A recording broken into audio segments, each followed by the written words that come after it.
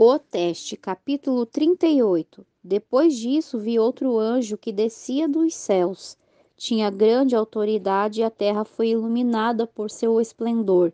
E ele bradou com voz poderosa: Caiu, caiu a grande Babilônia. Ela se tornou habitação de demônios e antro de todo espírito imundo, antro de toda ave impura e destável.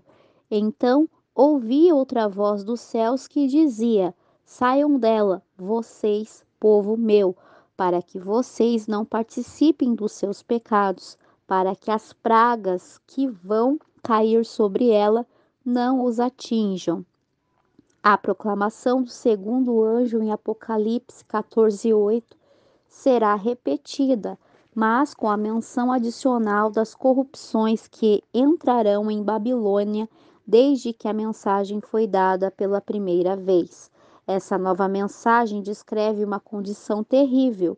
Toda vez que as pessoas rejeitam a verdade, sua mente se torna mais sombria e seu coração mais obstinado. Continuam a passar por cima de um dos 10 mandamentos até perseguirem aqueles que consideram santa a lei de Deus. Rejeitam a Cristo pelo desprezo que demonstram por sua palavra e por seus seguidores. Alguns indivíduos vão dizer que são religiosos, mas a religião será um disfarce para os piores males.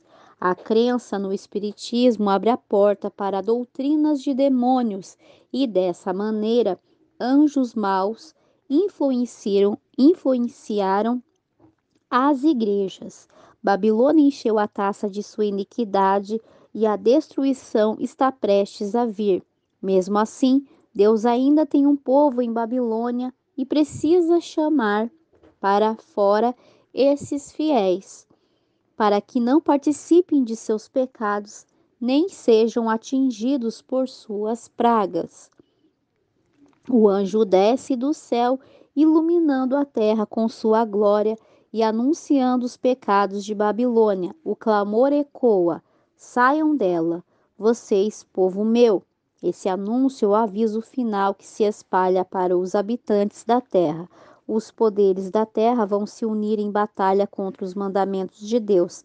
Decretarão que todos, pequenos e grandes, ricos e pobres, livres e escravos, devem se conformar com os costumes da igreja por meio da observância do falso sábado. Todos aqueles que se recusarem a fazê-lo serão julgados merecedores de morte. Em contrapartida, a lei de Deus requer que as pessoas honrem o dia de descanso ao Criador e ameaça todos os que quebram seus requerimentos com a punição divina. Quando as circunstâncias dessa natureza expulserem a questão com tamanha clareza, todos aqueles que menosprezaram a lei de Deus para obedecer a uma lei humana receberam a marca da besta, o sinal da lealdade ao poder, que escolheram obedecer em lugar de Deus. Se alguém adorar a besta e a sua imagem e receber a sua marca na testa ou na mão, também beberá do vinho do furor de Deus que foi derramado sem mistura no cálice da sua ira. Será ainda atormentado com enxofre ardente na presença dos santos anjos e do Cordeiro. Ninguém recebe a ira de Deus até que a verdade seja esclarecida tanto à sua mente quanto à sua consciência e a pessoa a rejeite. Muitos nunca tiveram a oportunidade de ouvir as verdades especiais para este tempo. O Deus que lhe cada coração não permitirá que ninguém que deseja saber a verdade seja enganado em relação às questões do conflito. Todos receberão luz suficiente para tomar uma decisão inteligente. Um teste de lealdade. O sábado, o grande teste de lealdade é a verdade que tem recebido ataque especial. Ao passo que a observância do falso sábado consiste no compromisso de lealdade com o poder que se opõe a Deus, a guarda do sábado verdadeiro é evidência de lealdade ao Criador. enquanto um grupo recebe a marca da besta, o outro recebe o selo de Deus. Muitos dizem que é ridículo e sem fundamento predizer que a intolerância religiosa obterá o controle que igreja e Estado perseguirão quem guarda os mandamentos de Deus. Mas quando a obediência do domingo for propagada por toda parte, as pessoas verão que o acontecimento do qual duvidaram por tanto tempo está de fato se aproximando e que a mensagem terá um efeito que não poderia causar antes. Em todas as gerações, Deus tem enviado servos seus para repreender o pecado no mundo e na igreja. Muitos reformadores começaram sua obra determinados a controlar fortemente seus ataques aos pecados da igreja e da nação. Tinham a esperança de conduzir as pessoas de volta à Bíblia por meio do exemplo de uma vida cristã pura, e o Espírito de Deus tomou conta deles. Sem temer as consequências, não conseguiam se abster de pregar as doutrinas claras da Bíblia.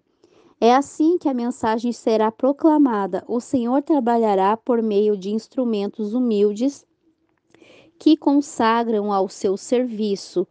Os obreiros serão qualificados pela unção do Espírito, não pela instrução recebida em escolas. Sentirão o impeto de sair com zelo santo, declarando a mensagem dada por Deus. Os pecados de Babilônia serão expostos. As advertências solenes mexerão com o povo. Milhares nunca ouviram palavras assim. Descobrem que a Babilônia é a igreja caída por causa de seus pecados, por haver rejeitado a verdade. Quando as pessoas procuraram seus mestres para perguntar: isso é verdade? Os ministros apresentam fábulas para acalmar a consciência despertada. No entanto, uma vez que muitos exigirão um claro, assim diz o Senhor, os ministros populares incitaram as multidões amantes dos prazeres a acusar e perseguir aqueles que proclamam a mensagem.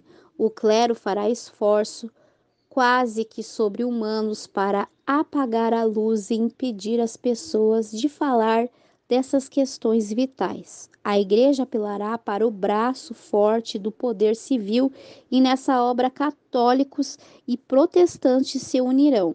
À medida que o movimento em prol da imposição do inimigo se tornar mais ousado, os guardadores dos mandamentos serão ameaçados com multas e prisão.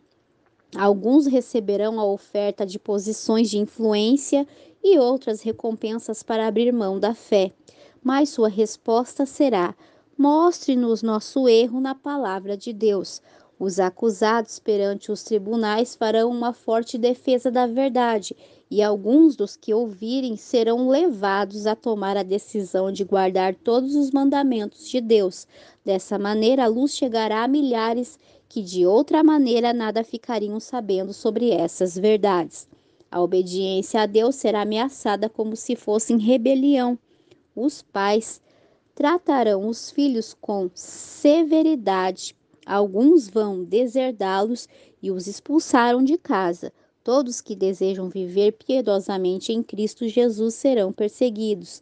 Quando os defensores da verdade se recusarem a honrar o domingo, alguns serão presos, outros exilados, outros ainda tratados como escravos. Quando Deus retirar seu espírito da humanidade, coisas estranhas acontecerão.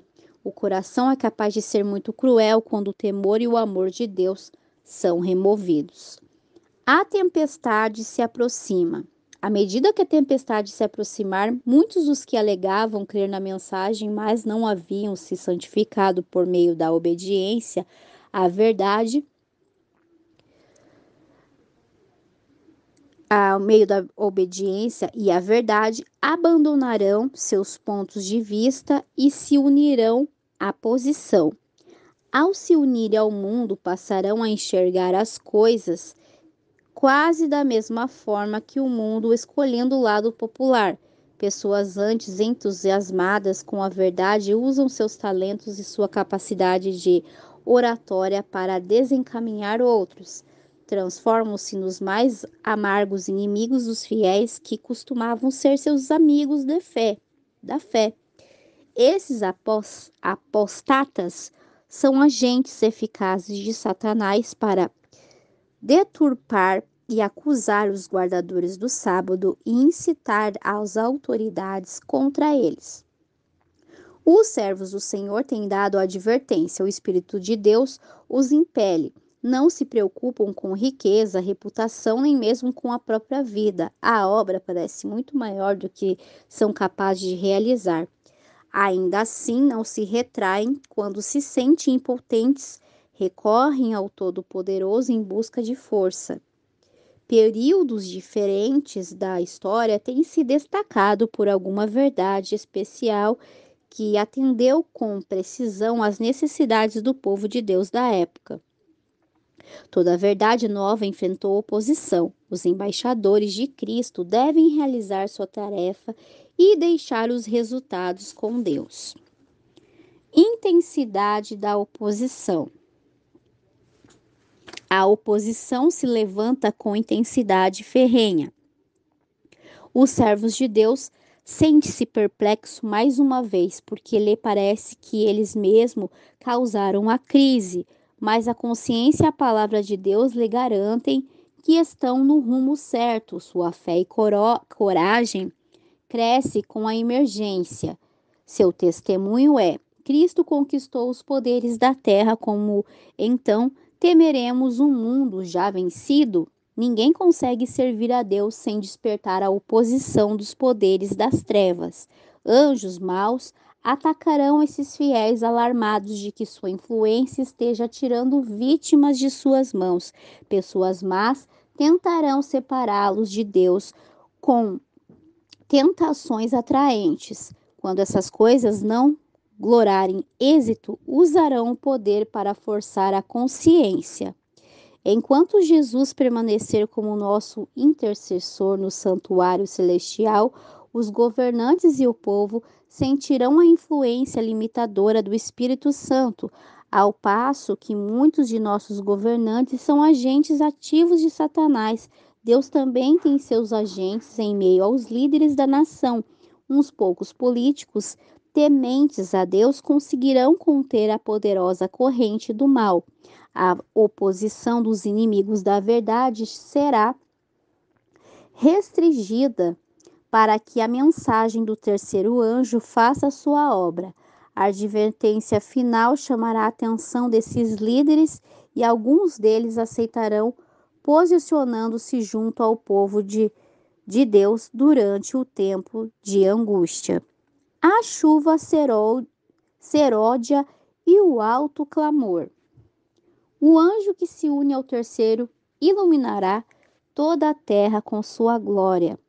A primeira mensagem angélica foi espalhada em todos os postos missionários do mundo e em alguns países aconteceu o maior interesse religioso desde a Reforma. Mas o último aviso do terceiro anjo excederá essas demonstrações do poder de Deus. A obra será semelhante à que aconteceu no dia de Pentecostes. Deus fez cair a chuva têmpora no início do Evangelho a fim de fazer a preciosa semente brotar. De igual maneira, derramará a chuva seródia no fim, com o objetivo de amadurecer a colheita. A grande obra do Evangelho não terminará com menor demonstração do poder de Deus do que seu princípio. As profecias que se cumpriram com o derramamento da chuva temporã no começo do Evangelho se cumprirão novamente com a chuva seródia em seu encerramento. Esses serão os tempos de descanso que o apóstolo Pedro aguardava com expectativa. Servos de Deus, com o rosto brilhando em santa devoção, correrão de um lugar para o outro a fim de espalhar a mensagem do céu. Milagres acontecerão e doentes serão curados. Satanás também realizará milagres enganosos, chegando a fazer fogo descer do céu. Essas coisas levarão os habitantes da terra a escolher um lado. A mensagem terá sucesso, não tanto por causa de argumentos, mas pela convicção profunda do Espírito de Deus. Os argumentos já têm sido apresentados e as publicações exercido sua influência.